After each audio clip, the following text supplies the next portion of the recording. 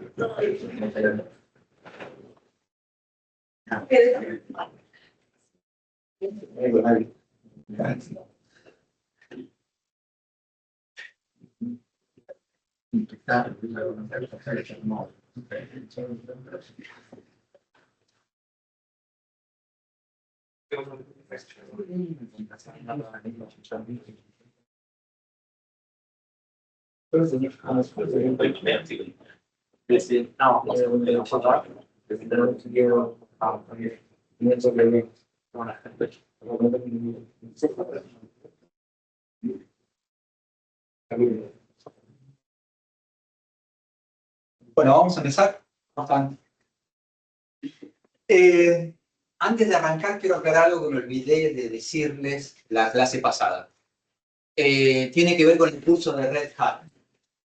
En el cronograma, yo les cargué lo que vamos viendo cada clase, pero además, los temas teóricos, pero además les hice una referencia a las unidades del curso de Red Hat. Es decir, nosotros tenemos la materia y luego están los capítulos del curso de Red Hat que no necesariamente llevan el mismo orden o la misma secuencia que tiene la materia. Es decir, están en otro orden, está desordenado. Lo que hice yo es, si ustedes quieren, lo aprovechan, es marcarles en cada una de las clases las capítulos de Red Hat que a mí me interesan que ustedes estudien, pero que además tienen relación con los temas que estamos viendo en esa clase. Es decir, la clase pasada, por ejemplo, bueno, yo en el cronograma, sabemos que vimos la unidad 1 y varios de los temas que corresponden a la unidad 1. En cuanto a la práctica, es decir, a lo que es Red Hat, solamente les marqué que era el registro, que era lo que hicimos. En la introducción vieron mínimamente cómo era el entorno de Red Hat, hicimos el registro. Unidad, para la clase 2, la de hoy, la del 12, les hago referencia a los capítulos 1, 2 y 4, salteamos el 3 del curso de Red Hat. Son los que me parece que linkean, que encajan con lo que vemos en la clase. Fíjense que en la clase siguiente, la del 19, les hago referencia solamente al capítulo 8 de Red Hat. Es decir, nos salteamos un montón de capítulos del curso de Red Hat que se ven más adelante. ¿Por qué? Porque tiene otro orden los capítulos de Red Hat. Entonces, para que ustedes no se mareen, si quieren, aprovechen este y síganlos en este orden. No afecta. O si no, lo siguen en el orden que sugiere Red Hat. Capítulo 1, 2, 3 y en ese orden. Lo manejan como ustedes quieran. Lo que sí les marco es la referencia a los capítulos. Y algunos directamente no están mencionados en el cronograma. ¿Por qué? Porque tienen que ver con cosas que a mi entender no son tan interesantes. Habla de cuestiones casi comerciales o del producto casi comercial propios de Red Hat, y acá utilizamos la herramienta Red Hat, que está buenísima para trabajar, pero tratamos de enfocarnos de una manera general en lo que son los sistemas operativos. Entonces, las cosas que son muy propias de Red Hat las dejamos de lado. ¿Está bien? Eso por un lado. Por otro lado, los que no se registraron todavía en el curso de Red Hat, háganlo, porque yo ya enlisté solamente tenía 30 y pico que habían llenado el formulario, es decir, faltaban varios, como la mitad casi de los que somos. La mitad no se registró, regístrese porque si no, no van a tener acceso al curso. Voy a volver a enrolar los que faltan, así que háganlo. porque si no después ya se quedan afuera, y los que sí se hayan enrolado, registrado, pero aún así, lo quiero decir la semana pasada, ¿no? Pero aún así no pueden acceder por algún motivo. A veces sucede que ya hicieron la materia y no se permite, el sistema no permite que, la plataforma no permite que tienen dos al mismo tiempo, por más que el otro esté vencido, etcétera. Me manda un mensaje por Teams al chat y lo vemos puntualmente. Es decir, solamente los que ya se hayan registrado y rellenado el formulario a tiempo y aún así no pueden entrar, me mandan un mensaje y lo vemos puntualmente. Los que no se hayan registrado, regístrense de acuerdo a los links que ya les dejé en la sección general del grupo. ¿Está bien? Háganlo porque si no, después no van a tener acceso al curso, no van a poder practicar. ¿Qué pueden ir haciendo mientras tanto? Ya habíamos hablado de esto, que nos íbamos a centrar en esto después del parcial. Pero mientras tanto ya pueden ir por lo menos repitiendo los ejemplos, ir haciendo el curso para no tener que hacerlo todo junto, ir leyéndolo para que no tengan que hacer todo el curso. De golpe, les recomiendo que vayan avanzando. Para eso necesitan tener acceso, para eso necesitan registrarse. Bueno.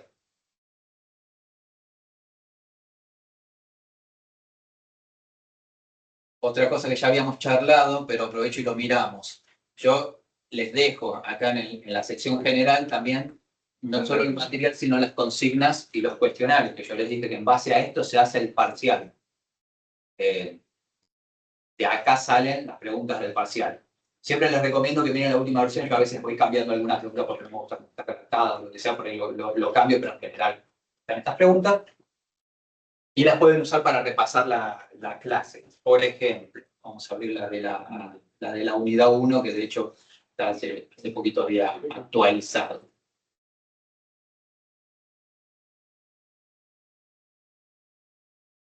Todas las preguntas que están en estos cuestionarios se pueden responder con el material que está cargado. Recomiendo, de hecho, que utilicen de base esto, ya que usen IA o no. Resolver esto, cárguenle fuente que yo les dejo. Porque ya les comenté, esta materia suele tener más de una respuesta para una sola pregunta. Entonces, tratemos de acotar las posibilidades lo máximo posible.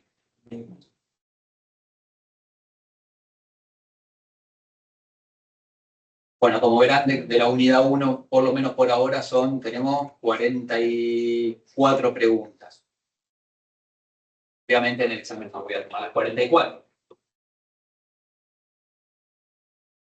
Pero bueno, vamos a hacer un repaso rápido de lo que fue la clase pasada, basándonos en esto, por ejemplo. Es lo que yo les recomiendo que hagan ustedes cuando llegue el momento de estudiar. Pues hagan las cosas, manejan como ustedes quieran, pero es la recomendación que les doy. Por ejemplo, define el sistema operativo y menciona sus propósitos principales. Nosotros habíamos dicho que el sistema operativo tenía, la clase pasada, dos propósitos principales. ¿Alguien se acuerda cuáles eran esos dos propósitos principales? Ese era uno, muy bien. Y el otro, administrar recursos, sí.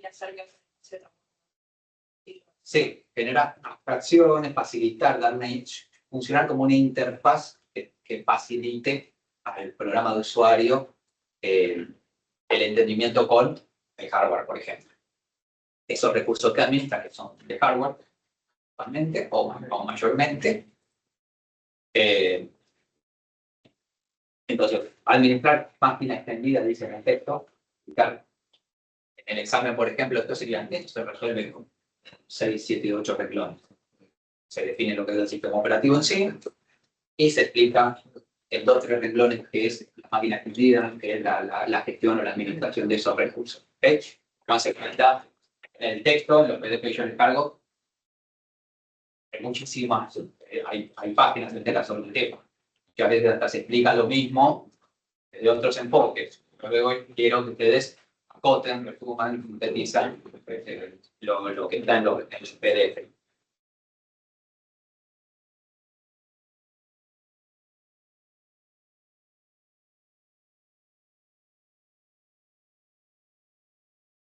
Habíamos hablado del lenguaje de programación C. Habíamos dicho que era importantísimo, que había a nivel historia y a nivel práctico era muy importante, que era vigente en estos momentos. Por ejemplo, una de las preguntas tramposas, porque tenemos preguntas muy básicas, muy nivel de rigor como la primera, que acabamos de mencionar, pero por ejemplo, esta.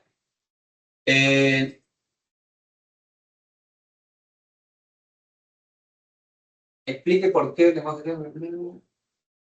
No, desde el punto de vista del diseño de un kernel, ¿por qué resulta imposible escribir 100% del sistema operativo en C?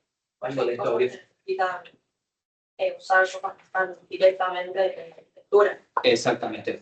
Hay una parte del software, del sistema operativo, más allá de que nosotros dijimos que en gran medida el sistema operativo, el kernel del sistema operativo, por lo menos escribía C.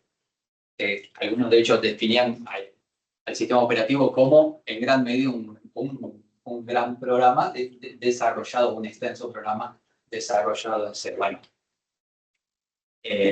no todo el sistema operativo puede estar desarrollado en C. Entonces esa afirmación o esa idea sería incorrecta.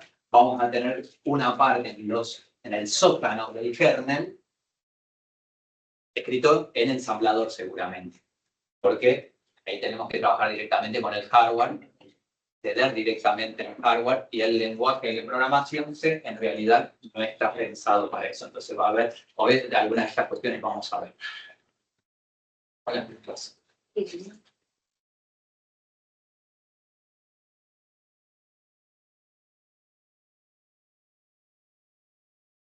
Bueno, creo que habíamos llegado habíamos repasado el hardware esencial de la computadora y nos tocaba hablar de la relación que hay entre los elementos principales del hardware de una computadora y los subsistemas principales del sistema operativo. Vamos desde ahí.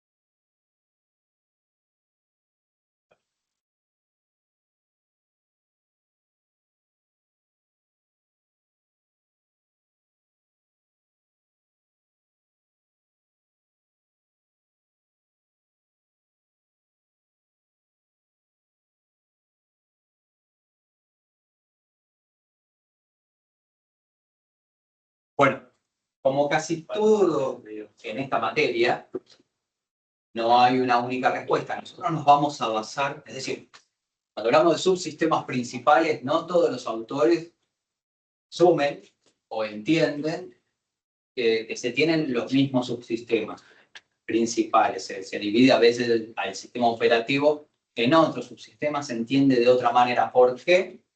Porque ya habíamos dicho que acá no hay reglas talladas en piedra que no se puedan de ninguna manera violar. Cada diseñador aplicará, utilizará su idea, su filosofía, pero en general el mercado o los autores coinciden en una cantidad o unos determinados subsistemas. Nosotros nos vamos a basar en eso. Nosotros nos vamos a basar básicamente en el de procesos, subsistemas de gestión de procesos, subsistemas de gestión de memoria, subsistemas de gestión de archivos. Hay una pequeña diferencia, en algunos casos lo dividen en dos, de archivos por un lado y de almacenamiento más masivo por otro lado. Subsistema de entrada-salida y subsistema de seguridad o de la gestión de la seguridad. Esos cinco, nosotros nos vamos a basar en esos cinco. En otros casos se pueden encontrar otros subsistemas. Llegado el momento del examen, yo no tengo problema en que utilizando otra bibliografía mencionen otros, no hay inconveniente, pero quiero que estos que nosotros vemos los tengan cubiertos, ¿está bien? Es decir, si me ponen, no sé, subsistemas de gestión de usuarios, porque lo vieron o leyeron en algún lado y es válido, no me dejen afuera el de procesos, por ejemplo. Entonces, lógicamente, el subsistema principal o el que nosotros vamos a ver en en profundidad a partir de la siguiente clase es el de procesos. Como lo vamos a ver en profundidad, y de hecho la materia se trata de ir viendo cada uno de estos subsistemas de manera detallada, ahora nos vamos a mencionar y nos vamos a quedar con esto. Al sistema operativo, por lo menos al kernel del sistema operativo, lo vamos a dividir en grandes subsistemas. El primero, posiblemente el más importante, o por lo menos en esta materia le vamos a dar mucha importancia, porque los sistemas operativos habitualmente se diseñan en base al concepto del proceso. No es que si los otros tampoco funcionan, el sistema son importantísimos, pero es importante por lo menos desde el punto de vista de diseño. Pero vamos a ver de qué se trata esto de basarnos en el concepto del proceso a la hora de diseñar. Entonces, lógicamente, nuestro subsistema principal de gestión del proceso se encargará de crear y determinar los procesos, de sincronizar los procesos, de la comunicación entre procesos. La sincronización y la comunicación muchas veces se entienden como lo mismo. Y del tratamiento de los interbloqueos que suceden cuando, por algún motivo, un proceso quiere acceder a otro, a un recurso que está siendo utilizado por otro proceso. No puede ser no puede avanzar de alguna manera hasta que no tiene que dejarlo, etc. Ya lo vamos a ver en detalle. Entonces ya nos vamos dando cuenta que cuando vimos el hardware esencial de la computadora, y habíamos hablado que tenemos una CPU, un procesador, como elemento físico, mecánico, hardware, procesador, el dispositivo, mejor dicho, la pieza física. Tenemos el concepto de proceso, tenemos entonces un gestor de procesos. Se van a ir dando cuenta que, claro, esto se trata de diseño, tiene que tener un correlato entre el concepto y lo físico, porque al fin y al cabo lo que estamos administrando, el sistema operativo, ¿qué son? Procesos, y vamos a administrar procesos muy bien, pero habíamos dicho que una de las funciones principales del sistema operativo era administrar hardware. Entonces, si no es extraño pensar que si la función del sistema operativo es administrar hardware, si la arquitectura de la computadora digital estándar incorpora un procesador, haya un subsistema específico para administrar lo que surge de este elemento físico como concepto que es el proceso. Gestión del gestor de memoria. Habíamos dicho que teníamos el concepto de direcciones de memoria. También teníamos el elemento físico, que es nuestra memoria RAM, por ejemplo, en nuestros equipos domésticos habituales. No es de extrañar que tengamos un gestor de memoria, un subsistema principal de la gestión de la memoria. Nos encargaremos, entre otras cuestiones, de determinar qué partes de la memoria están en uso, cuáles no. Asignar y liberar espacio de la memoria, etc. Esta es la unidad 3, nos vamos a encargar, ya vamos a profundizar sobre la gestión de la memoria en la unidad 3, largo y tendido. Tenemos también un subsistema de gestión de archivos. Habíamos dicho que teníamos dispositivos de almacenamiento, como los discos, los SSD, la unidad de almacenamiento masivo secundaria, de memoria secundaria que nosotros cargamos. Teníamos eso como en el apartado físico, teníamos el concepto de archivos que habíamos visto. No es de extrañar que tengamos un subsistema principal, o el kernel lo dividamos entre otras cosas, que tiene el subsistema principal de gestión de procesos. Perdón, de archivos.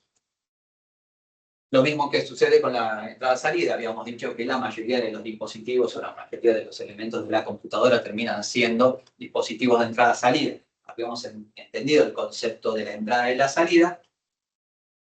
Tenemos en consecuencia un subsistema de gestión de entrada y la salida, que generalmente o muchas veces termina siendo la mayoría del código del sistema operativo. Porque habíamos hablado de esto que tenía que ver con que hay una cantidad inmensa de dispositivos de entrada y salida, en consecuencia hay una cantidad inmensa de código dedicado a esto. Cada uno con su particularidad, ¿no? Cada fabricante, más allá de los estándares, también fabrica dispositivos con sus particularidades, drivers distintos, etc. Todo eso hay que programarlo, todo eso son líneas de código.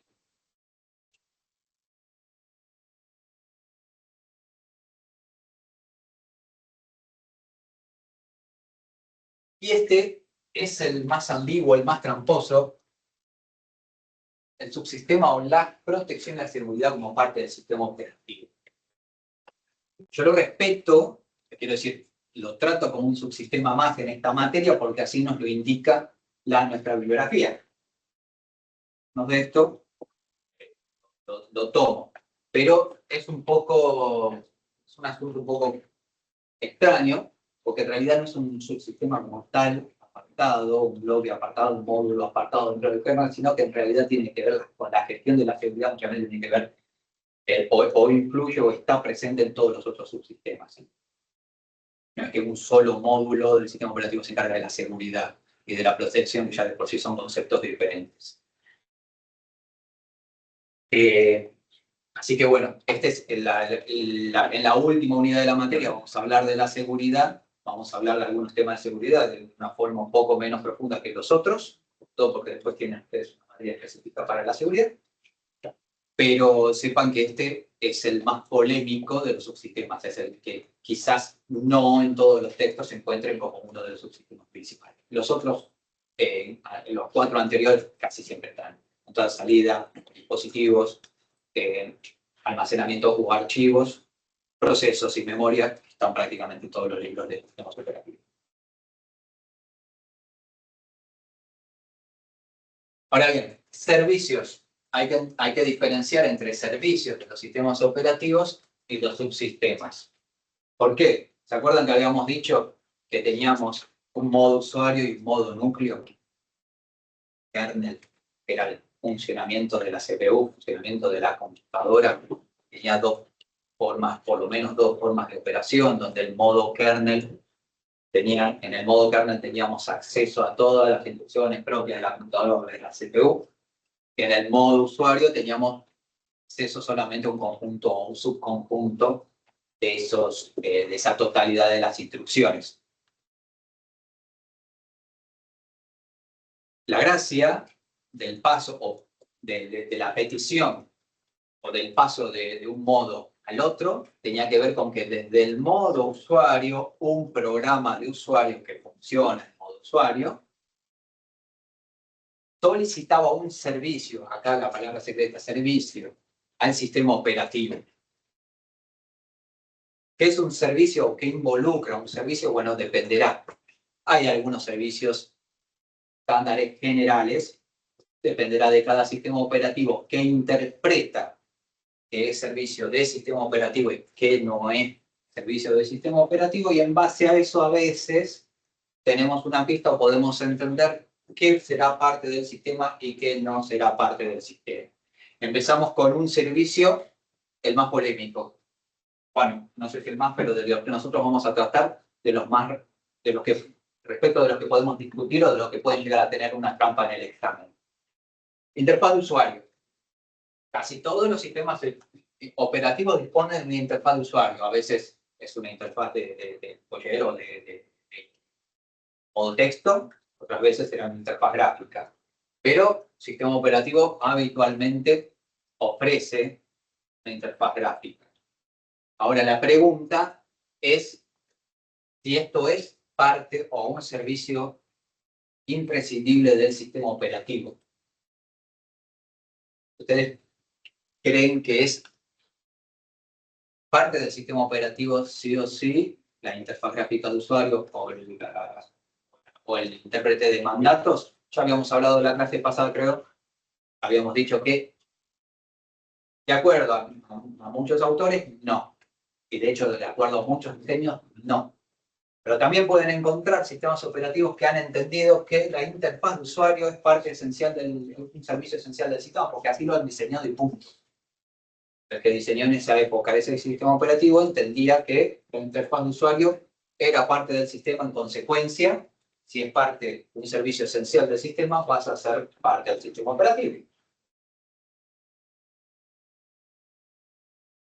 En la mayoría de los casos, de acuerdo, por lo menos en el caso típico de Linux, claro que no. la interfaz de usuario no sería un servicio esencial del sistema operativo. De hecho, habíamos hablado, al intérprete de mandato lo podemos desinstalar directamente, lo podemos cambiar por otro, y lo mismo que pasa con la interfaz de usuario. De hecho, muchas distribuciones de Linux ni siquiera tienen interfaz de usuario gráfica de usuario, quiero decir.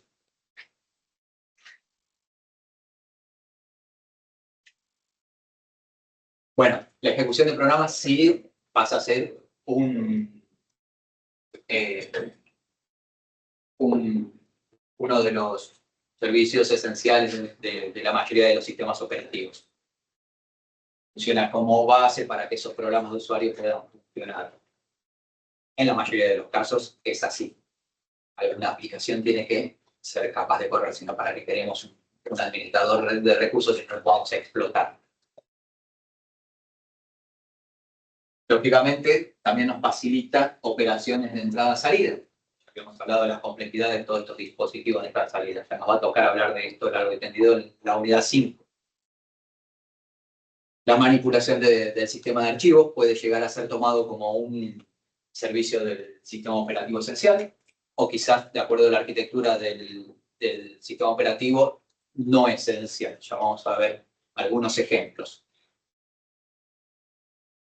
En fin, tenemos también comunicaciones, detecciones de errores, etc.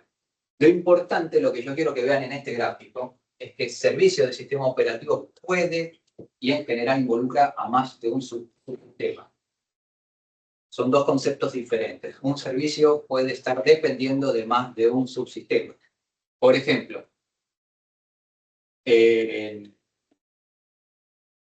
servicio de operaciones de entrada-salida. Estamos hablando, por ejemplo, del dispositivo de entrada-salida. Todo lo que nosotros trabajamos, procesamos, a lo que accedemos, o mejor dicho, la CPU solamente tiene acceso normalmente a la memoria principal, a nuestra memoria RAM. Nuestros dispositivos de entrada-salida, como pudiera ser disco, teclado, mouse, cargan, de alguna manera, deben cargar en memoria la entrada o descargar de la memoria la salida. Entonces, el servicio de operaciones de entrada-salida no es raro que involucre a la gestión de memoria, al subsistema de gestión de memoria y al subsistema de gestión de entrada-salida. Son dos subsistemas trabajando en conjunto para involucrar, para conseguir o para brindar un servicio. De hecho, en algunos casos podría involucrar también al gestor de almacenamiento secundario si ese dispositivo de entrada-salida fuera, por ejemplo, disco.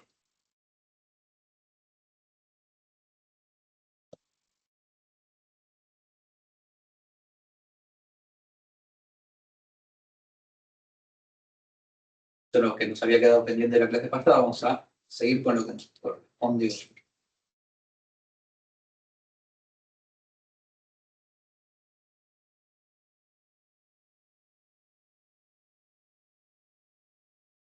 Bueno, entonces ya entendemos lo que son los subsistemas, ya entendemos lo que son los servicios.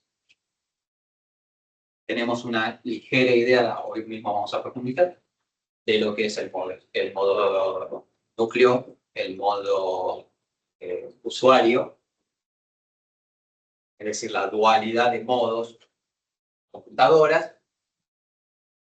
Vamos a pensar ahora, y también planteé la disyuntiva o la pregunta de qué es parte del sistema, qué no es parte del sistema. Y bueno, dependerá en cierta medida de la estructura que se utilice para ese sistema operativo en particular.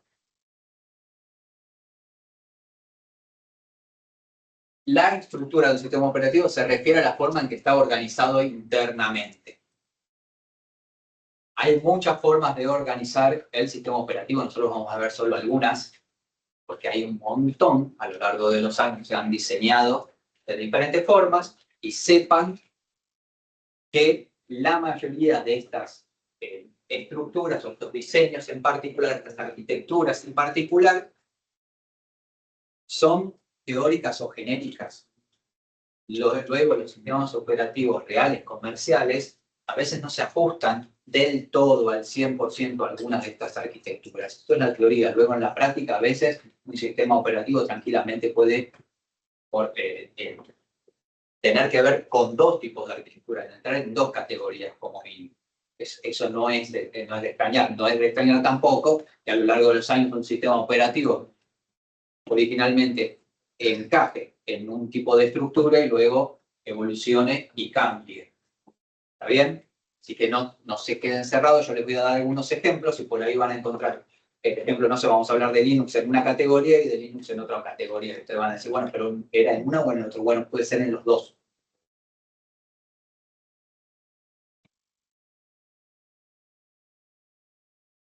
Entonces, debemos entender cómo se dividen los componentes del sistema operativo y cómo se comunican entre ellos. Además de tener en cuenta la relación de estos componentes del sistema con el hardware y las aplicaciones de usuario. En definitiva, ahí tenemos toda la arquitectura o toda la finalidad de estructurar el sistema en la relación de los componentes propios del sistema operativo, ¿no? los sistemas principales, las aplicaciones de usuario y el hardware.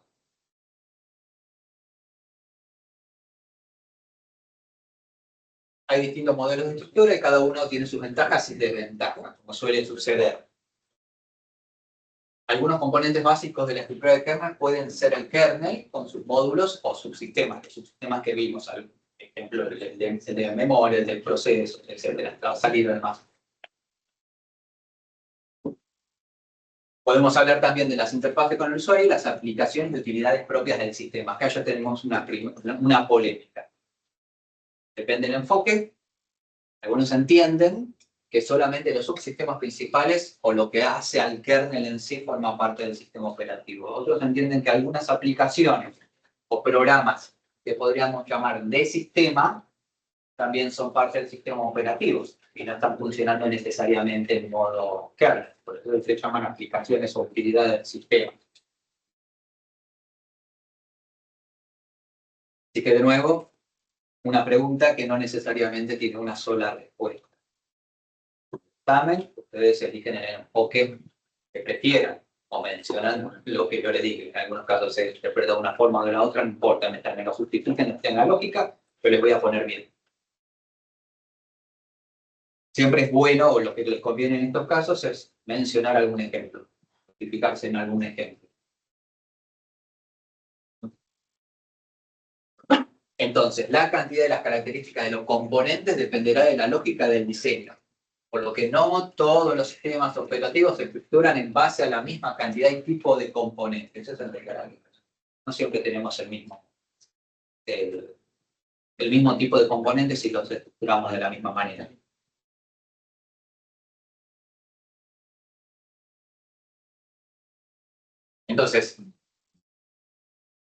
Con un poco de historia, o haciendo un poco de historia, hablemos de una estructura simple o casi una estructura casi inexistente. Muchos sistemas operativos no tienen una estructura bien definida. Frecuentemente tales sistemas operativos son sistemas operativos que originalmente eran pequeños y con el tiempo fueron creciendo por cuestiones comerciales. A veces ni siquiera se pensaba que iban a tener tanto éxito. Hay que adaptarlos, hay que hacerlos crecer, pero seguimos sin tener una estructura. El DOS de Microsoft o el DOS de Microsoft era un ejemplo de esto, que originalmente fue diseñado como un sistema operativo muy pequeño, muy liviano, un equipo pequeño también. De hecho, las primeras versiones de DOS venían no en 3 disquetes, como ahí se muestra, sino en uno solo. Es decir, que era un sistema operativo que en 1,4 megas o menos entraba.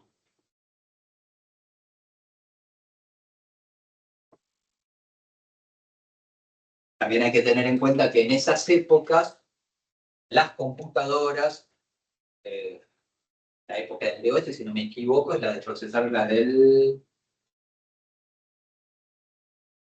88, uno de esos anteriores al 286. O sea, son procesadores bastante antiguos a esta altura, estamos hablando de los 80.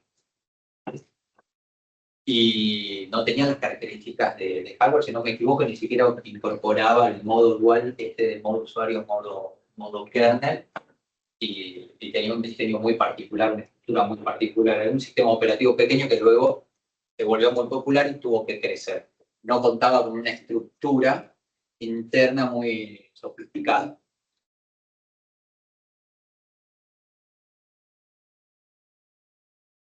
En el caso de DOS, por ejemplo, no tenía niveles de funcionalidad separados.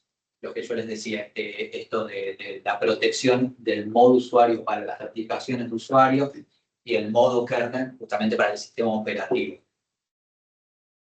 Entonces, los programas de aplicación podían acceder a las rutinas de entrada-salida para escribir directamente en la pantalla y unidades de disco. Tal libertad del DOS que sea, digamos, hacía vulnerable al sistema con respecto a las aplicaciones. Pero acá está planteado el 80-88, justamente, me había olvidado que estaba. No contaba con el modo dual, el modo usuario, modo kernel. El sistema operativo estaba pensado para correr sobre este tipo de arquitectura. Acuérdense que lo que yo les había dicho, generalmente el hardware termina mandando, porque el que diseña un sistema operativo dice sobre qué computadora va a correr. Tiene que pensar en eso, ¿no? En algún punto. Entonces, las limitaciones propias del hardware impedían tener un diseño más sofisticado y además de que era de por sí un sistema operativo pequeño. Ahora bien, yo les hago una pregunta. Más allá desde el punto de vista de la seguridad o de la protección, obviamente esto no es bueno. Pero ¿qué ventajas podría otorgar un sistema operativo que le permita a las aplicaciones acceder de forma directa a buena parte del hardware? Mayor velocidad. Velocidad, sí, seguramente. Ahí vamos a ganar porque en cierta medida nos vamos a olvidar de hacer ¿qué? La transacción. Bueno, ¿se acuerdan cómo pasábamos esa transacción entre el modo usuario y modo kernel? Llamadas al sistema. Nos ahorramos llamadas al sistema. Las llamadas más son costosas en términos de rendimiento. Entonces, llamadas al sistema, hay muchas llamadas al sistema que no vamos a tener que hacer. Por otro lado, más de ganar rendimiento por eso, nos permitiría un desarrollo mucho más artesanal. Es decir, el que desarrolla la aplicación, el programa del usuario en sí, tendría un acceso mucho más directo al hardware, en consecuencia tiene mayor libertad. Era típico de los juegos de los 80. Hoy en día, bueno, no sé si saben de estos asuntos, pero en el desarrollo de tanta API sobre otra API, tantas interfaces, tantos motores gráficos, etcétera, que hacen que todos los juegos más o menos funcionen sobre la misma lógica, porque al fin y al cabo son programas, están desarrollados sobre un motor. La diferencia con esto era que eran artesanales, eran seguramente más pequeños, más limitados, pero eran artesanales. El programador tenía que llegar hasta el ensamblador, muchas veces de hecho desarrollaba el ensamblador el juego completo.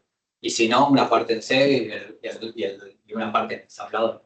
Consecuencia, podía trabajar y acceder al hardware, hacer magia con el hardware prácticamente y exprimirlo al máximo.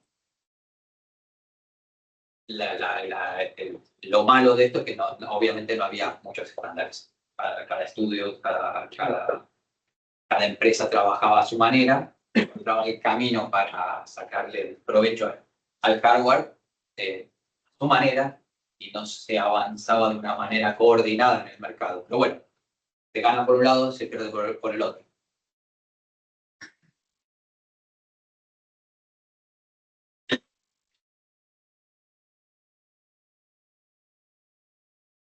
Bueno, otro ejemplo de estructura limitada, y entre comillas, es las primeras versiones de Unix.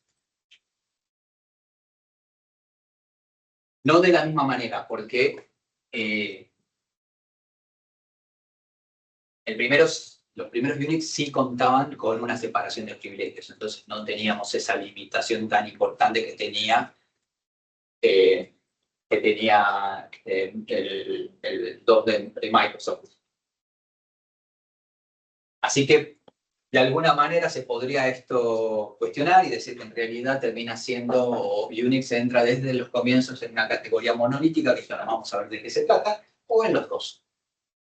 O en los dos. Yo creo que entra de alguna forma en las dos categorías. Ahora vamos a ver por qué.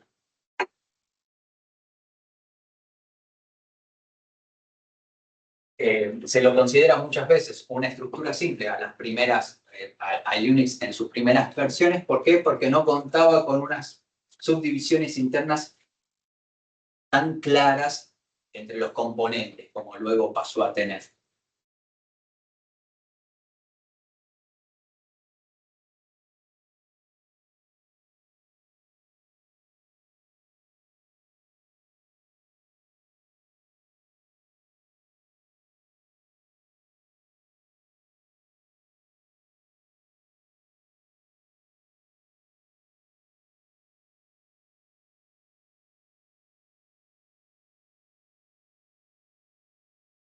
Ahora bien, con el avance de los sistemas operativos y con el avance del hardware, mejor dicho, que luego llevó al avance de los sistemas operativos,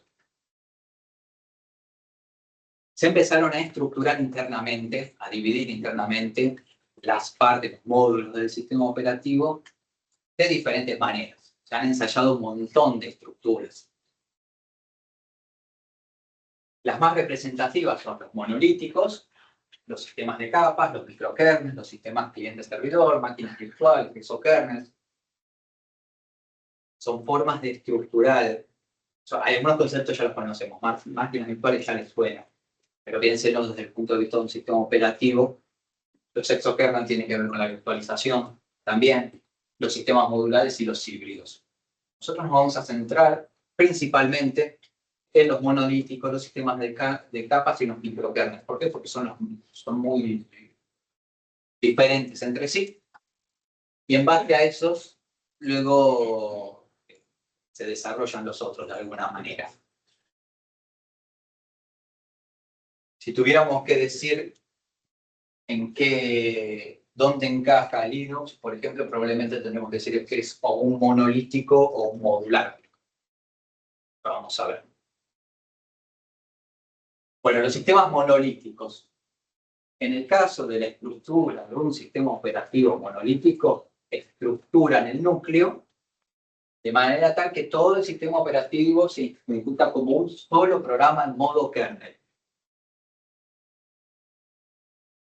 Entonces, si alguien les pregunta, ¿un sistema operativo se ejecuta siempre en modo kernel o todas las partes del sistema operativo se ejecutan en modo kernel? Y ustedes pueden responder, depende de la estructura del núcleo de la que estemos hablando. Si hablamos de un sistema operativo monolítico, sí, porque es la esencia de ese tipo de estructura, de ese tipo de sistemas. Los monolíticos, todo lo que es sistema operativo lo ejecutan en modo kernel. Podríamos entenderlo como un solo programa binario ejecutable extenso. En realidad, como uno o varios ejecutables, ¿no? Pero de una manera muy sencilla, piensen en un solo programa que se ejecuta en modo kernel. En ese núcleo, en ese gran núcleo, tenemos todas las funciones y servicios básicos incorporados. Todo lo que nosotros podamos pensar que puede llegar a ser servicio esencial del sistema operativo, como la gestión de archivos, por ejemplo, va a estar incorporado al núcleo del sistema operativo.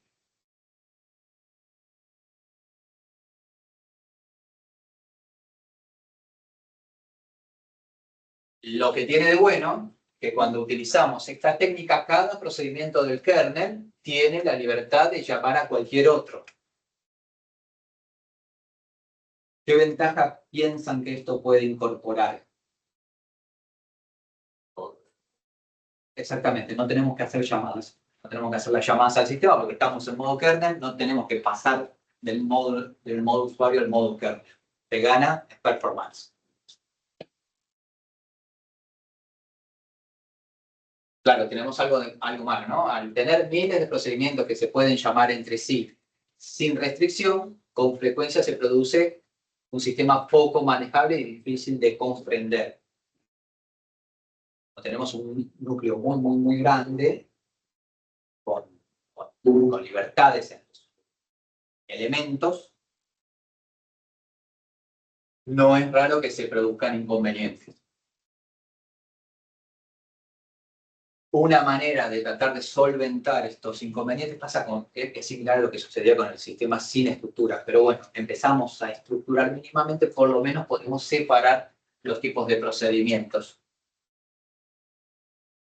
donde se pueden diferenciar los procedimientos principales, los procedimientos de servicio y los procedimientos utilitarios. Ya empezamos a tener algo de estructura. ¿Se acuerdan que los procedimientos eran algo similar a las funciones? ¿Recuerdan eso?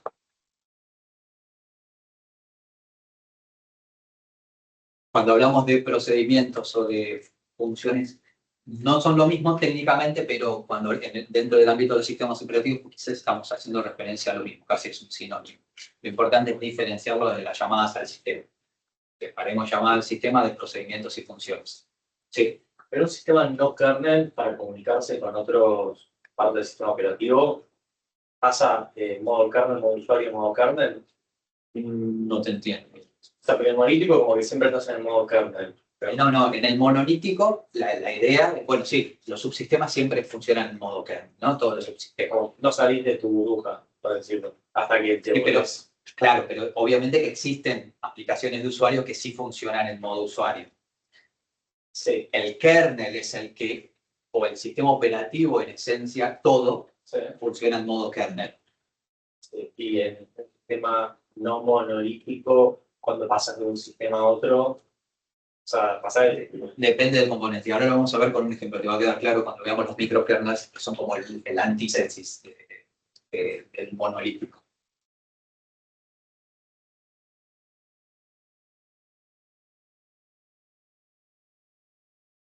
Bueno, como vimos anteriormente, Unix, en sus primeros diseños, ubicaba todo el código del sistema, o sea, todos los subsistemas, ¿no? La gestión de memoria, procesos, controladores, etcétera, o sea, dispositivos, entrada-salida, en un único ejecutable binario estático. Eso estático significa que tiene todas las librerías incorporadas, etc. Un solo gran programa, pensémoslo así, que corre en modo kernel, en modo privilegiado. Por este motivo puede ser considerado de forma válida como un sistema monolítico también, porque desde el punto de vista del concepto del monolítico, que tiene todo incorporado en un solo, bueno, también cumplía con esa condición, más allá de que internamente no tenía una estructura demasiado definida. Linux también podría ser considerado como un sistema monolítico. La clave, lo que lo diferencia, es que permite cargar y descargar módulos en tiempo de ejecución.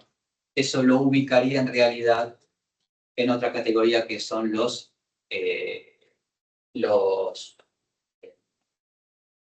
modulares, que permiten cargar módulos. Ya hace muchos años que Linux en tiempo real permite cargar módulos, entre otras cosas, módulos de drivers, sistemas de archivo, etcétera, que normalmente en un monolítico ya tendrían que estar incorporados. Es decir, ya tendrían que estar compilados todos estos drivers, todos estos sistemas de archivos en el núcleo. Entonces Linux no es monolítico. Yo creo que son las dos cosas. Se puede entender de las dos maneras. Estos son conceptos. Acuérdense que, como les había dicho, no encajan al 100% en algún punto. ¿Por qué? Piensen en el kernel de Linux. Si nosotros, y como teníamos nuestro hola mundo muy sencillo que compilamos, bueno, nosotros el kernel de Linux lo podemos compilar de forma dinámica, de forma estática, etc. Podemos compilarlo con capacidades mínimas y con pocas posibilidades de incorporar módulos. Si lo dejamos así delimitado y lo hacemos entrar en un disquete que se puede, bueno, en un espacio quizás podríamos considerarlo como un kernel monolítico. Ahora, versiones más nuevas o o más completa del mismo kernel, que van de forma dinámica incorporando drivers y diferentes y otros módulos que realmente tienen que ver con además de drivers, con sistemas de archivos, que originalmente no formaban parte en el momento del encendido de la computadora, no formaban parte del kernel hasta que fueron solicitados. Bueno, podríamos decir que al transformarse dinámicamente pasa a ser otra categoría. Pero bueno, en esencia, todo termina funcionando en modo kernel. Están justo en estos tiempos, están mutando, está ensayando unos cambios Linux en este sentido, para que no todo funcione en modo kernel. Pero bueno, en este instante yo lo ubicaría como un monolítico en esencia.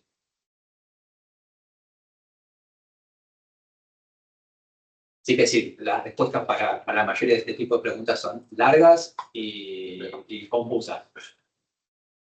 Porque claro, depende de lo que esté. En este instante, Linux se está transformando. Entonces, ustedes saben que el proyecto GNU que desarrolla el kernel de Linux va sacando diferentes versiones y va incorporando, va mutando de alguna forma, porque claro, está creciendo, está creciendo, está avanzando, está cambiando en sus versiones Linux. En un tiempo no se podían cargar nuevos módulos de forma dinámica, luego sí, y ahora ya se están incorporando casi de forma experimental la posibilidad de ciertas partes del sistema operativo que históricamente corrían en modo kernel, hacerlas correr en modo usuario como el sistema de archivo. Eso ya lo sacaría de la categoría estricta de monolítico, pero está sucediendo eso en estos momentos. Hasta que no se vuelva un estándar, yo diría que se mantiene entre monolítico.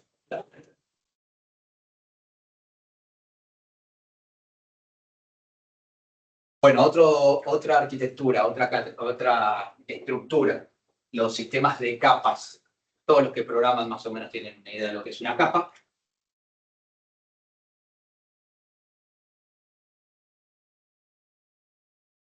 Ya esta es una arquitectura que ya tiene muchos años y la mayoría de los sistemas operativos que funcionan de acuerdo a esta arquitectura o a esta estructura no son demasiado populares. Surgieron como consecuencia de que los sistemas operativos con el tiempo iban agregando más y más funcionalidades. Los sistemas operativos fueron creciendo. Además apareció el concepto de sistema operativo a propósito generalista, que lógicamente complicaba las cosas. Es decir, desarrollar un sistema operativo con un propósito tan abstracto como general, lógicamente agrega líneas de código, agrega funcionalidades, agrega problemas. Empezaban a entregarse de manera tarde los sistemas operativos, porque claro, era un rompecabezas ya muy grande. Cuando se entregaban, estaban llenos de fallos. El rendimiento tendía a ser peor del esperado.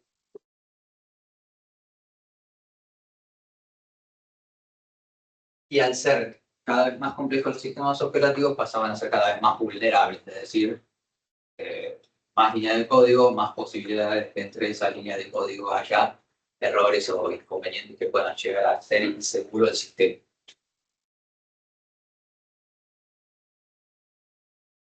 Esto, perdón, hacía que el mantenimiento, además de esto, se vuelva casi imposible, o sea, o muy complejo.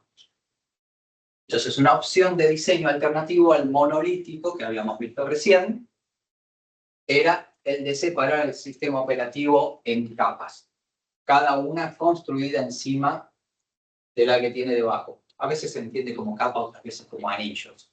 No importa, tener antes que hay niveles o capas. Ustedes lo pueden encontrar en los libros como niveles, capas, pero en esencia es lo mismo. Separar el sistema operativo en una cantidad de niveles donde, si lo pensamos desde el punto de vista del gráfico que yo siempre les traigo, donde el hardware está en la parte de abajo y las aplicaciones del usuario o el usuario arriba, bueno, el nivel más cercano al hardware será el que realice las operaciones justamente más cercanas, más, más de un nivel más bajo. Cada una de estas capas termina siendo una especie de interfaz.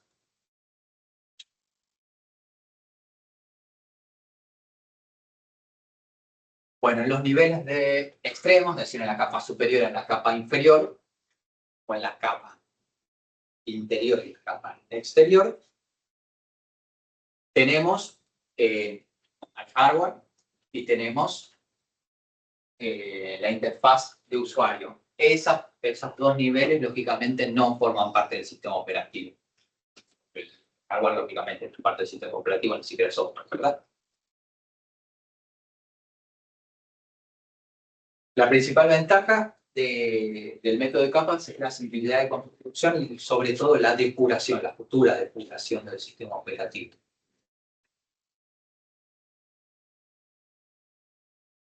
¿Cómo es el proceso de depuración? En este caso, se parte siempre del nivel más bajo, el más cercano al hardware.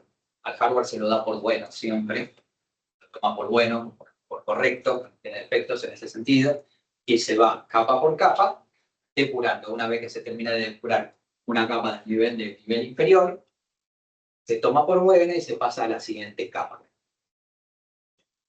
Pero siempre en ese sentido, de la inferior, de la capa más cercana al hardware, hacia la superior, más cercana al usuario.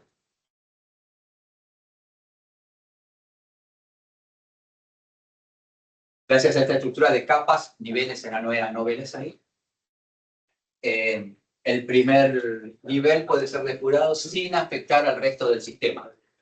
Es decir, se puede trabajar dividiendo, no tomando la totalidad del código del sistema operativo, lo cual lógicamente es mucho más sencillo.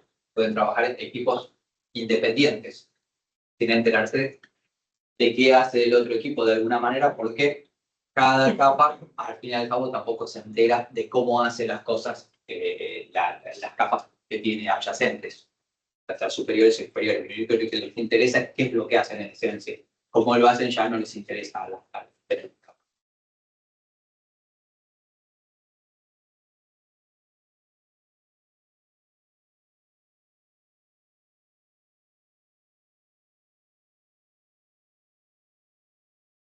Ahora bien, la principal dificultad con este método es que hay que tomarse mucho tiempo, mucho trabajo a la hora del diseño, porque hay que decidir qué cantidad de capas se tiene y qué va a hacer cada una de estas capas. Hay que hacer las responsabilidades. Si se equivocan a la hora de diseñar, perdieron, o sea, van a arrastrar este error durante toda la vida del sistema operativo. Bueno, algunos sistemas de capa, era Multics, un sistema operativo ya muy viejo, no sé, obsoleto, mejor dicho, ya no se utiliza, que permitía el tiempo compartido, el alquiler de tiempo de la computadora, del uso de la computadora. Y van a encontrar también algunos, yo les dejé un ejemplo en los PDF de un sistema operativo propio de una universidad, en las épocas que las universidades desarrollaban, aunque sean simples sistemas operativos, lo habían desarrollado de acuerdo a la estructura de capas, donde determinaba, donde está detallado en el PDF que les dejo cada una de las funciones o las responsabilidades de las capas. En este caso tenemos un ejemplo muy sencillo, ¿no? Donde tenemos solamente 6 capas. La inferior tiene hace la asignación de procesos y la multiprogramación. Ya la administración de memoria bueno, ahí dice tambor porque evidentemente es un sistema operativo muy viejo, este es el ejemplo, es decir, el cuadro del sistema operativo es muy, muy viejo y habla de hecho de tambor, que no sé si saben lo que es un tambor ustedes. Es un tipo de memoria súper antiguo, muy antiguo. Si buscan, creo que de hecho dejé una unidad de... No.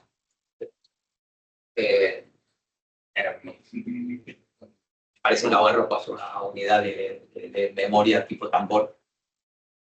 Lógicamente a esta altura es súper lenta, pero bueno, hablamos de la memoria y tambor porque evidentemente es el gráfico basado en un sistema operativo real muy antiguo. Yo tengo una pregunta. Sí, Porque ahí se detalla unas capas, pero ahí el hecho de que la capa usuario y el hardware no se contaban. Ahí sería, o sea, sería que pone el hardware y el usuario, sería cero el hardware y el... claro, claro, sí. Sí. Pero en realidad, en rigor, no serían parte del sistema operativo, ¿no? Pero de nuevo, esto depende mucho del diagrama en particular, del concepto del diseñador. De hecho, ustedes pueden llegar a encontrar que en algún, creo que acá, por ejemplo, en estos niveles, en este otro gráfico que es un poco más extenso, para una cantidad de capas mayor, vemos que en la parte inferior hablamos, en la parte inferior ahí sí estamos hablando de los circuitos electrónicos, es decir, del hardware, sí.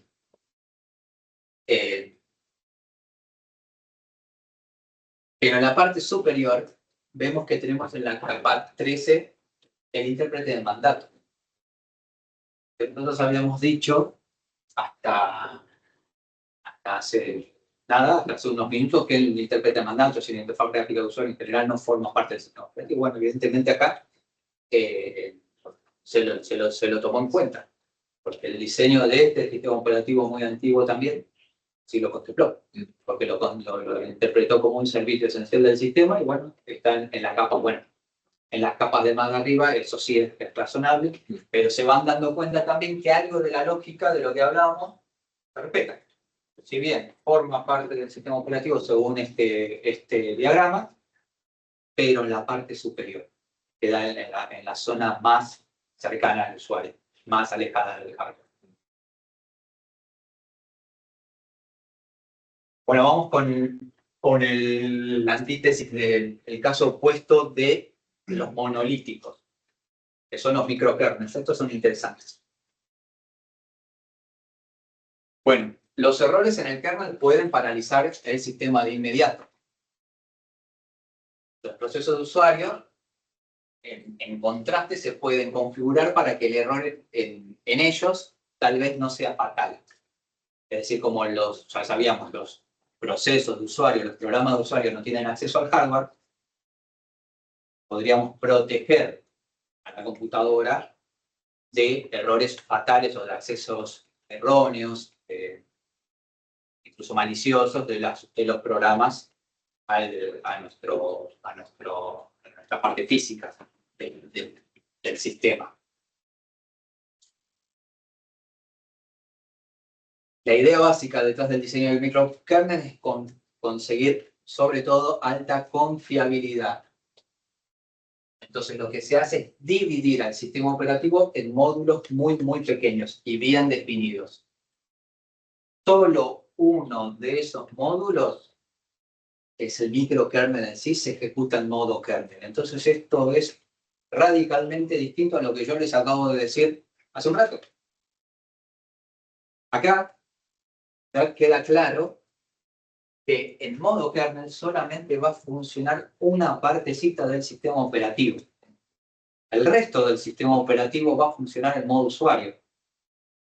Entonces, si yo les pregunto, todo lo que funciona en modo kernel es sistema operativo, ¿qué responden? En ese caso, sí.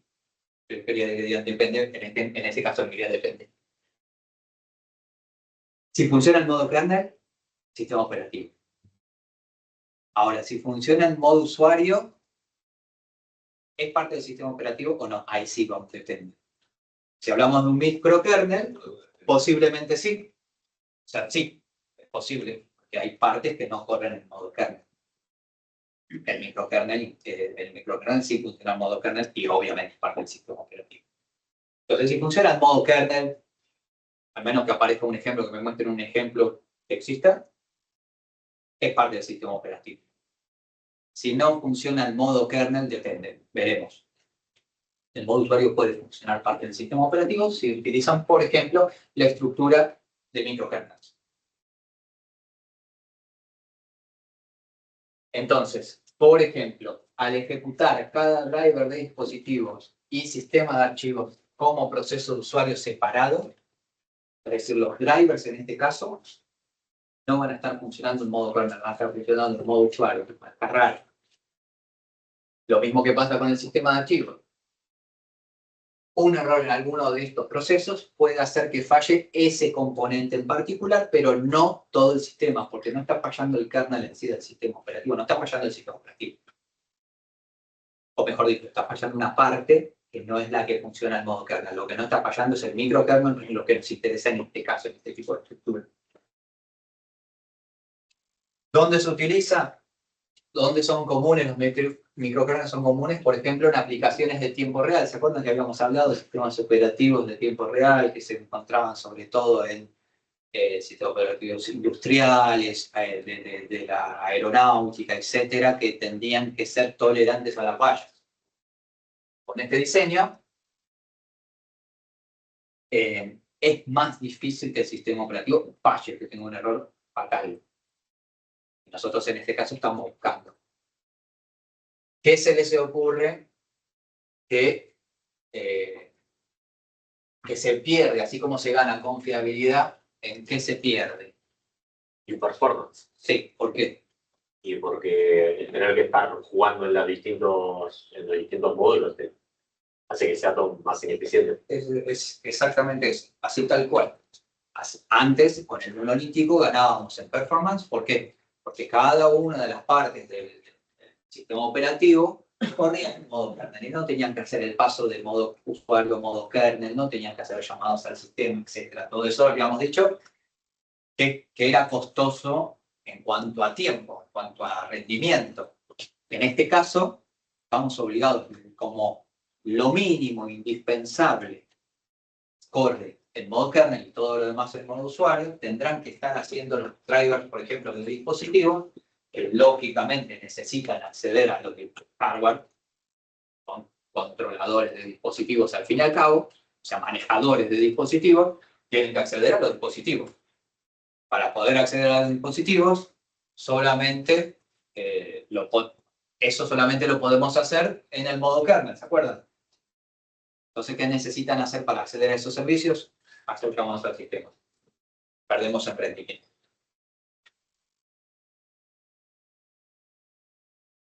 Uno de los microkernels, o un ejemplo de microkernel, es el de Minix 3. Es un sistema operativo que, más allá de que no es comercial, porque yo le dije, bueno, se utiliza mucho en el ámbito, bueno, es probablemente el puntapié inicial de los microkernels. No sé si conocen la historia de Minix.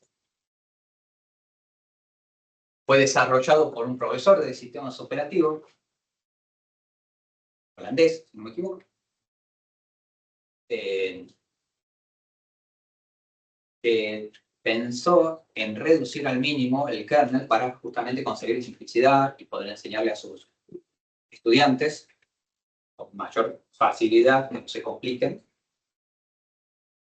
Y uno de los que se puede tomar como estudiantes de él fue Linus Torvald, que en base a Minix desarrolló Linux. Minix estaba a su vez inspirado en Unix. Esa es la relación de los nombres, ¿no? Unix, Linux, Linux. Tienen esos nombres porque tienen un parentesco. Claro, acá pasa algo raro.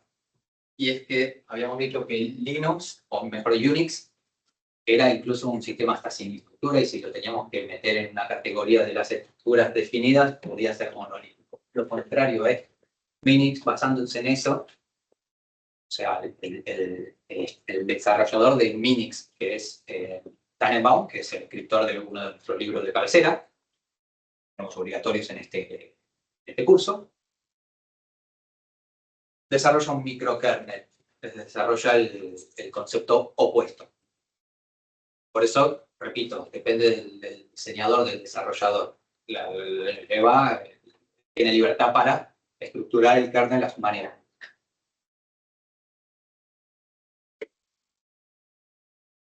Actualmente Minix, a pesar de que haya sido desarrollado, pensado con propósitos netamente académicos, como ejemplos, Intel comenzó a incluir una versión modificada, porque lógicamente de código abierto, no es de extrañar.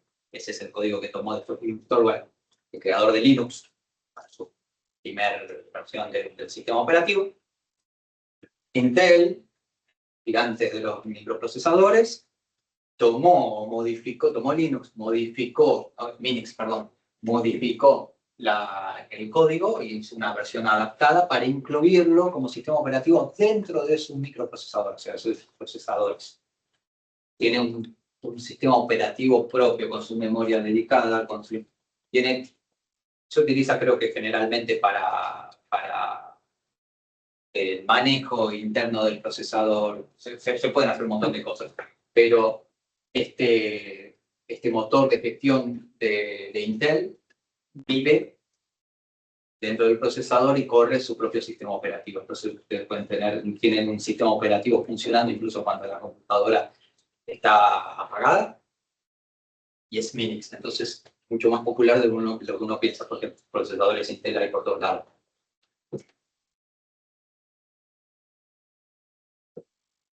Y acá hay una comparativa entre el microkernel y el monolítico. Fíjense que en azul, franja azul, queda lo que es en definitiva el kernel del sistema corriendo en justamente en modo núcleo. En el caso del monolítico, tienen una cantidad enorme de componentes.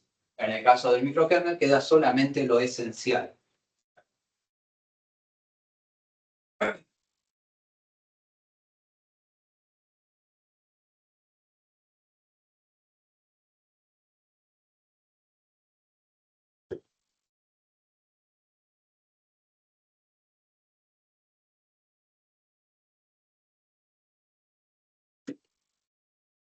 Bueno, yo les voy a dejar como tarea leer los otros modelos, pero nos vamos a centrar en estos tres que vimos.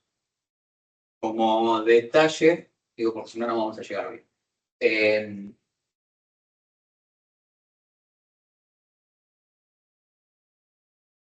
Como detalle, decirles que Linux en realidad termina siendo como una evolución del monolítico, no precisamente el monolítico. Yo creo que es más bien modular porque va incorporando partes de forma dinámica.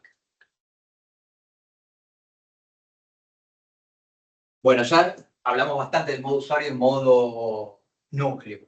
Una cosa que yo les repito y les voy a seguir repitiendo es que cuando les hago esta pregunta en el examen, generalmente piensan que es sencillamente una forma en la que se estructura o que trabaja un proceso. Acuérdense que en esencia el modo usuario y el modo núcleo es un modo justamente de funcionamiento de la CPU procesador. Entonces estamos hablando de un modo de funcionamiento del hardware. En base a eso es que luego el sistema operativo se adapta, aprovecha estas características del hardware para funcionar de una manera u otra.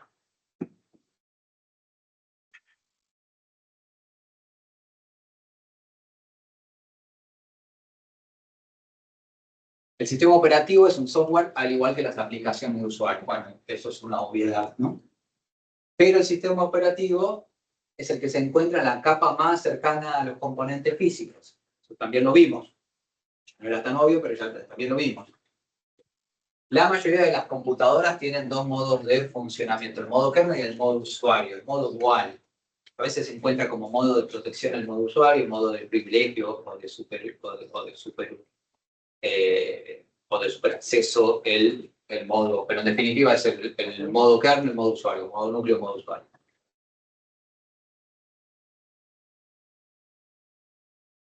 Entonces, hay que aclarar algo. La mayoría de las computadoras cumplen con esto. No todas las CPUs incorporan esto, ya sea porque son muy antiguas o porque son muy sencillas. Equipos bebidos, computadoras,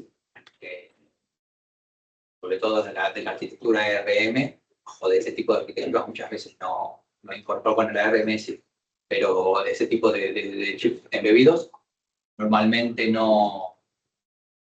muchos de ellos no permiten hacer este modo dual de modo usuario y modo kernel, así que no siempre vamos a poder tener esta dualidad de modo. Eso, pero bueno, en la mayoría de los casos, los grandes sistemas operativos sí se basan en esta división. El sistema operativo, o por lo menos una parte muy importante de este, se ejecuta en modo kernel. Sí. El modo usuario permite que el usuario final pueda... O sea, lo que quiere decir es lo que da a disposición el modo usuario, lo puede utilizar, o sea, yo con la computadora puedo manipular el modo usuario, pero el modo kernel no. Claro, en realidad no lo puedes hacer de forma directa. Eso.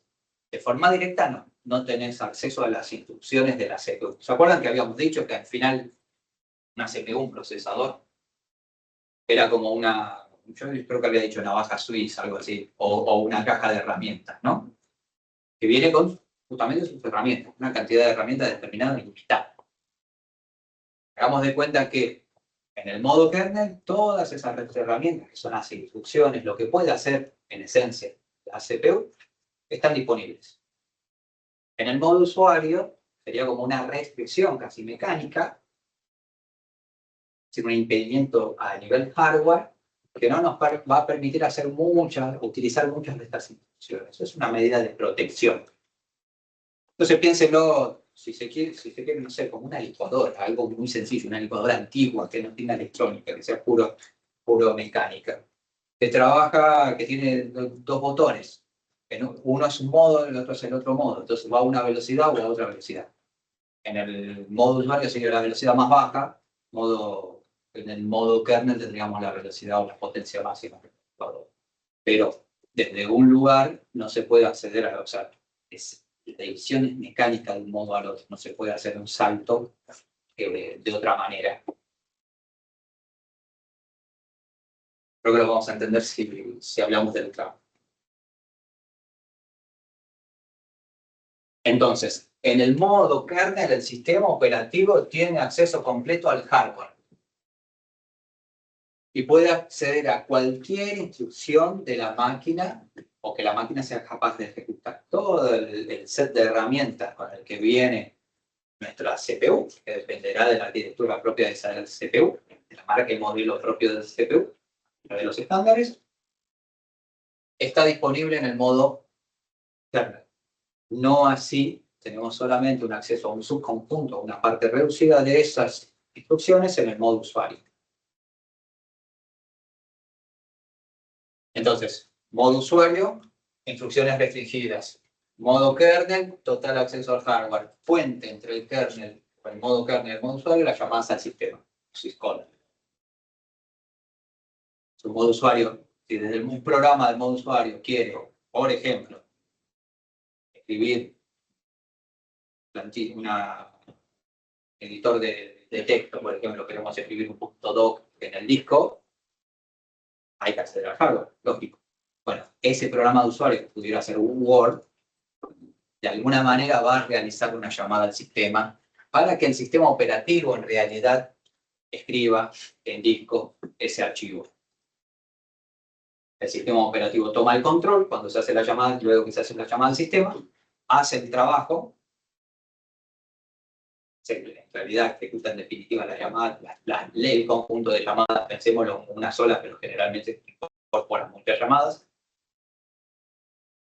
Y cuando termina de hacer lo que tiene que hacer, le devuelve el control al programa de usuario, que en este caso sería Word, ¿no? Todo eso, lógicamente, lleva tiempo y agrega complejidad. Pero al mismo tiempo se gana mucho en seguridad y protección. Porque en realidad el programa no puede acceder directo al hardware.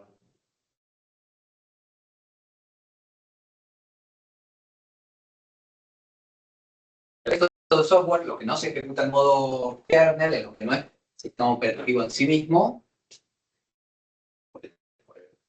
se ejecuta en modo usuario. Como dijimos, tiene un subconjunto a disposición de las instrucciones propias de la máquina o de la CPU. Cuando digo instrucciones, estamos hablando de las instrucciones de la CPU. ¿Está bien?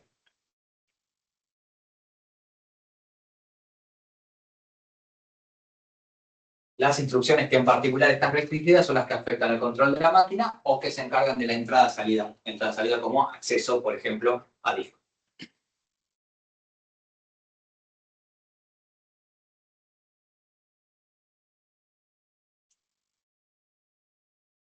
Bueno, en ciertos sistemas la idea se lleva al extremo y solamente, o mejor dicho, partes que tradicionalmente serían partes del sistema operativo, por ejemplo, el sistema de archivos, se ejecutan en el espacio de usuario, como en el caso de los microkernels. Se saca todo lo que se pueda del kernel, se deja solamente corriendo en modo usuario, funcionando en modo usuario, perdón, en modo kernel, lo esencial. Entonces, no es de extrañar que en ese tipo de sistemas operativos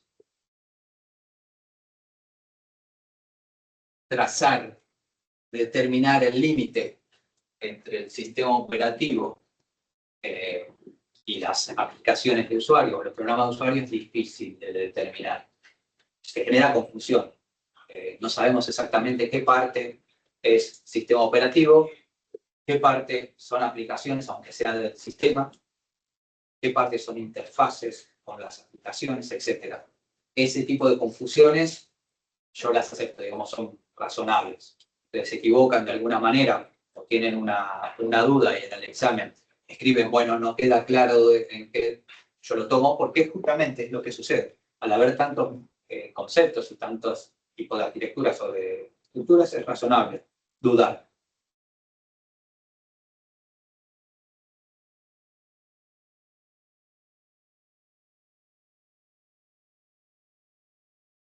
Lo que habíamos hablado, por ejemplo, de la intérprete de mandatos. En algunos casos se toma como parte del sistema, hoy en día mayormente no, pero bueno, la duda es razonable, no es descabellado tomarlo como parte del sistema.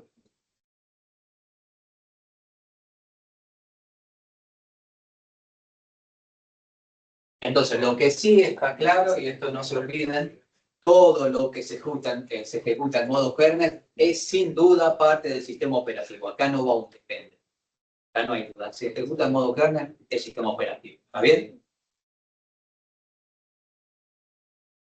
Al mismo tiempo, es normal que a la memoria se la divida en espacio de kernel y en espacio de usuario. No es de extrañar que esto se aplique de esta forma. Es decir, a la memoria principal, nuestra memoria RAM, se reserva una parte de esta memoria para los procesos de usuario, los programas de usuario, y luego otra parte para los programas del kernel. Es una manera de generar otra división y mayor protección.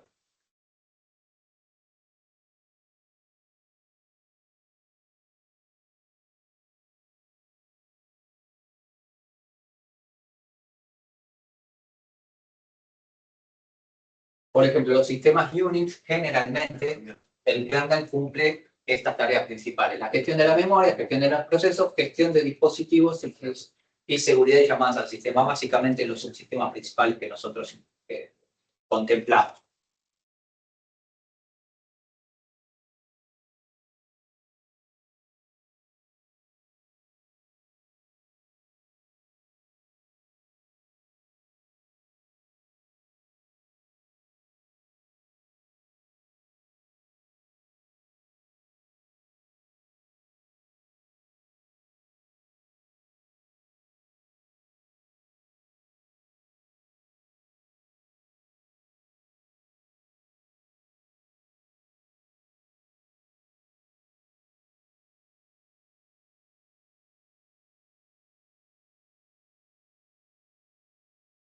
Bueno, este gráfico, esta pirámide está buena porque describe más o menos todo el camino desde el usuario al hardware. El usuario o el usuario accede normalmente, utiliza la computadora a partir o a través de una interfaz de usuario. Con esa interfaz de usuario termina trabajando o accediendo a las aplicaciones o a las utilidades de usuario, los programas de usuario en definitiva, ¿no? Porque nosotros la interfaz del sistema operativo normalmente lo usamos solamente para acceder a las aplicaciones y luego en realidad interactuamos con la computadora por medio de las aplicaciones. Nosotros usamos aplicaciones. Si consideráramos la interfaz de usuario como una aplicación más, podríamos decir que solamente interactuamos con aplicaciones. Nunca interactuamos de forma directa con el sistema operativo. Esas aplicaciones normalmente están escritas o trabajan sobre una interfaz, como sobre una API. Están desarrolladas sobre algún tipo de interfaz, un lenguaje de programación que nos suministre librerías que nos facilitan el desarrollo de las.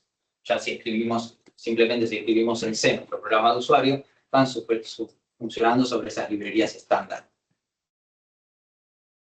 Esas bibliotecas estándar son las que en definitiva hacen las llamadas al sistema. Agregamos una capa más de complejidad acá al razonamiento. Nosotros decíamos, nuestros programas de usuario hacen las llamadas al sistema.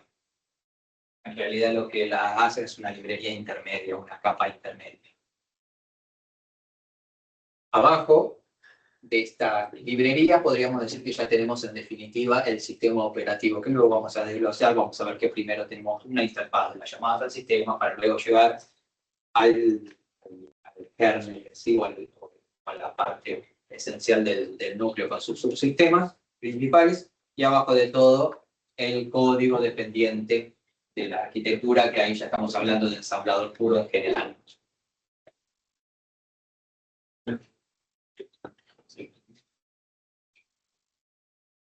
Bueno, vamos a hacer ahora el recreo y después terminamos con el contenido. Acuérdense que estas clases hasta el examen van a ser todas así, bastante pesadas, pero bueno, no queda otra. Luego les aseguro que... ¿qué fecha tenemos la clase virtual? Fijar en el cronograma.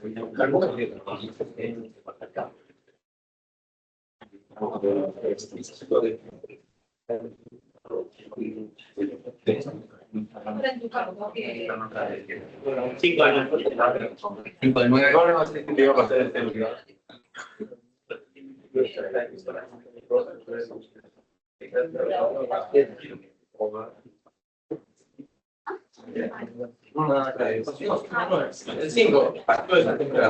Sí, iba a... Pues si no está pre, el lunes.